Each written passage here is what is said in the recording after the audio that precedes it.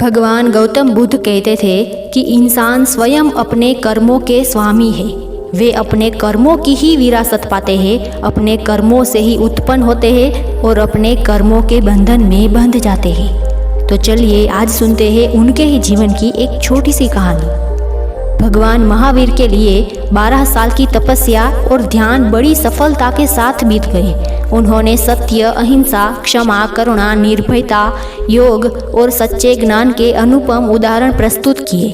12 साल की तपस्या तो सुकून से बीत गई, लेकिन 13वें साल में उन्हें एक विपत्ति का सामना करना पड़ा।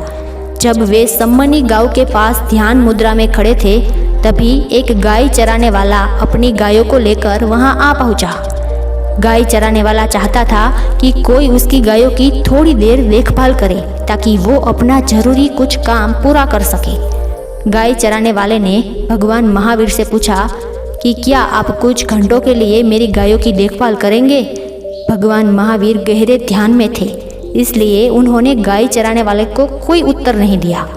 गाय चराने वाला यह सोचकर चला गया कि महावीर ने उसकी बात सुन ली है। कुछ समय बीतने के बाद चरवाहा वापस लौटा और उसने पाया कि उसकी गायें तो गायब है। उन्होंने महावीर से पूछा कि मेरी गायें कहाँ है? तुमने उनके साथ क्या किया? लेकिन भगवान महावीर अभी भी ध्यान में थे और इन सब से अनजान थे, इसलिए उन्होंने कोई उत्तर नहीं दिया। चरवाहे ने फिर पूछा और एक बार फिर उसे कोई जवाब नहीं मिला। चरवाहा चिढ़ गया और चिल्लाया, हे पाखंडी, क्या तुम बहरे हो? कुछ सुनाई नहीं दे रहा? महावीर स्वामी ने फिर भी कोई जवाब नहीं दिया। चरवाहा अब बहुत क्रोधित हुआ और बोला, लगता है कि तुम्हारे दोनों कान बेकार हैं। जरा ठहरो, मैं अभी तुम्हारे कान ठीक करता हूँ। उसने पास से एक झाड़ी से लंबे कील जैसे कांटों को उठाया और कांटों को बुद्ध के कानों में मारकर गहरा छेद दिया।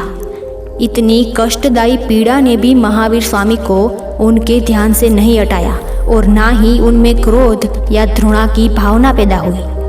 तपस्या पूर्ण करने के बाद वह गांव में भिक्षा मांगने चले गए।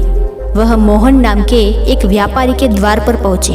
उनके साथ एक चिकित्सक भी बैठा हुआ था। दोनों ने आदर के साथ महावीर स्वामी को भोजन कराया। महावीर के चले जाने के बाद उस चिकित्सक ने मोहन से कहा, मित्र, इस साधु के चेहरे पर दिव्य चमक है, लेकिन थकान की भी छाया है। उनकी आंखों में कुछ अंदरूनी दर्द नजर आ रहा है। मुझे लगता है कि वो महान संत किसी आंतरिक पीड़ा से गुजर रहे हैं। मोहन ने उत्तर दिया कि यदि ऐसी बात है तो हमें तुरंत उसके पास जाना चाहिए और उनका इलाज करना चाहिए। चिकित्सक और मोहन महावीर के पीछे पीछे चलने लगे। फिर उसको मालूम हुआ कि उसके कान में कांटे फंसे हुए हैं। यह देखकर उन्होंने कुछ औषधीय तेल और चिमटे का इस्तेमाल करके कांटों को बाहर निकाला।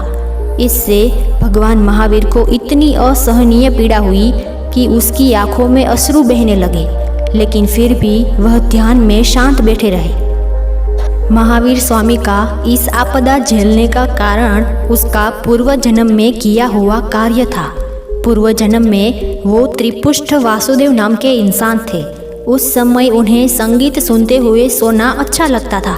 वह सो गए तो उसने अपने नौकर से कहा कि संगीत बंद कर दे, लेकिन उसका नौकर संगीत का आनंद ले रहा था, इसलिए बंद करना भूल गया। जब त्रिपुष्ट वासुदेव उठा और पाया कि अभी भी संगीत बज रहा है तो वह क्रोधित हो गया।